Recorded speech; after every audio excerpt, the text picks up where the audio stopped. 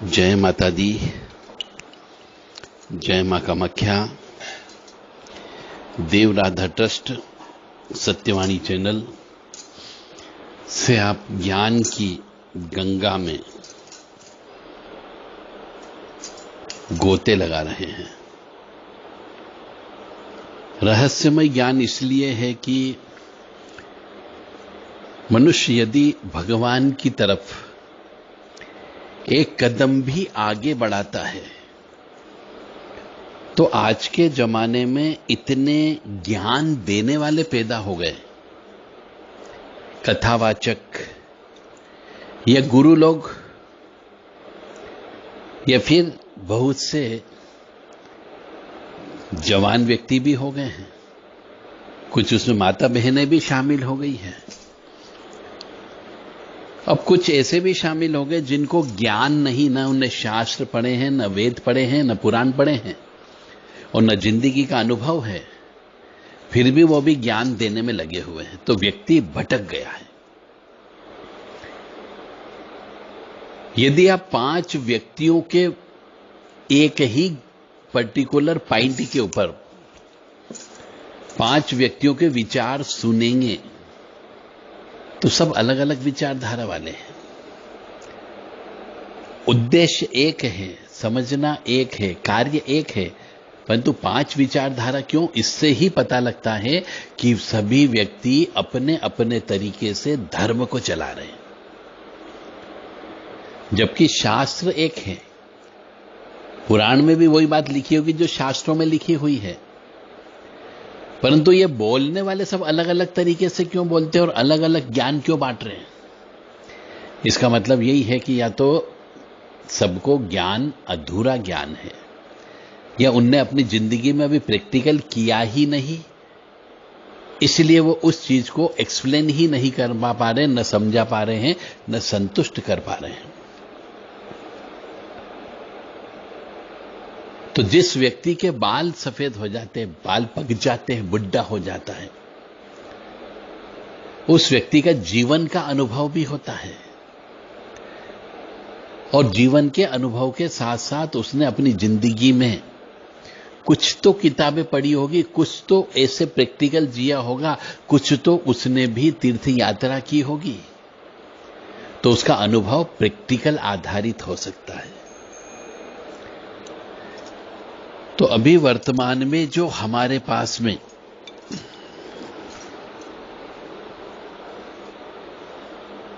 प्रश्न आया है, एक जिज्ञासा किसी ने भेजी है कि जिस देवी या देवता के स्तोत्र या मंत्र का हम अनुष्ठान करते हैं, क्या उसी के कवच का पाठ किया जाना चाहिए उस साधना के अंतर्गत, या फिर एक सार्वभौमिक यूनिवर्सल ट्रुथ है राम रक्षा स्तोत्र? हम क्या राम रक्षा स्तोत्र से अपनी सुरक्षा करके देवी की उपासना कर सकते हैं, और क्या उपासना फलित होगी? अब ऐसे प्रश्नों का उत्तर तो कई किताबों में उपलब्ध होगा ही नहीं।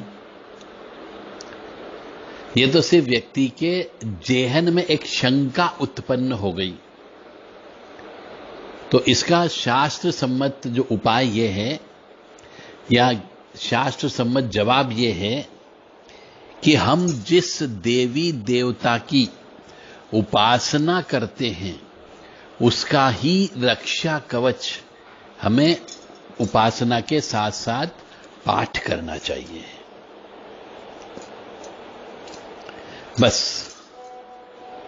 किसी दूसरे देवी देवता का हम रक्षा कवच यदि पाठ भी करते हैं तो वो भी काम करेगा, उसमें कहीं पर भी कोई शंका नहीं है कि हम राम रक्षा स्तोत्र का पाठ करेंगे तो हमारी रक्षा होगी कि नहीं होगी, क्योंकि हम देवी साधना कर रहे हैं, या फिर या हम हनुमान जी की साधना कर रहे हैं तो क्या देवी जी का रक्षा कवच वो काम करेगा या नहीं करेगा? तो ये तो आपने अपने इष्ट के प्रति शंका उत्पन्न कर ली। हमेशा पूजा पाठ जप तप में जो भी अपना इष्ट होता है, उस इष्ट की के प्रति अगाध, अनंत, अविरल प्रेम होना चाहिए, स्नेह होना चाहिए और आपका समर्पण होना चाहिए। इसीलिए जिन भी महाशय जी ने प्रश्न किया है कि हम नवरात्रि में देवी मां की उपासना कर रहे हैं, तो क्या हमें देवी कवच ही पढ़ना पड़ेगा या फिर राम रक्षा स्तोत्र भी कवच का काम करेगा या नहीं करेगा? तो बहुत सिंपल सी बात है कि आप देवी कवच का पाठ भी करें और आपको यदि कंठस्थ है राम रक्षा स्तोत्र तो उसको भी रोजाना 11 बार पाठ करना है।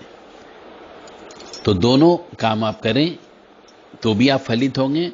केवल राम रक्षा स्तोत्र करेंगे तो भी आपको फल मिलेगा और केवल देवी कवच का पाठ करोगे अपनी रक्षा के लिए तो भी काम करेगा। ओम ह्रीं दुं दुर्गाय नमः। प्रथम शैलपुत्री च द्वितीयं ब्रह्मचारिणी तृतीयं चंद घंटेति कुशामांडेति चतुर्थम पंचम स्कंदमातेति षष्ठम कात्यायनी च सप्तम कालरात्रिति महागौरीति चाष्टम नवम सिद्धदात्री च न दुर्गा प्रतिर्किता। इस प्रकार से यह देवी कवच में इन 9 देवियों के द्वारा आपकी शरीर की रक्षा की जाती है। तो आप रोजाना 11 बार देवी कवच का पाठ भी कर सकते हैं या राम रक्षा स्तोत्र का पाठ भी कर सकते हैं या दोनों भी कर सकते हो, तो भी आपके इस घट पिंड की रक्षा अवश्य होगी। जय माता दी, जय मां कामाख्या।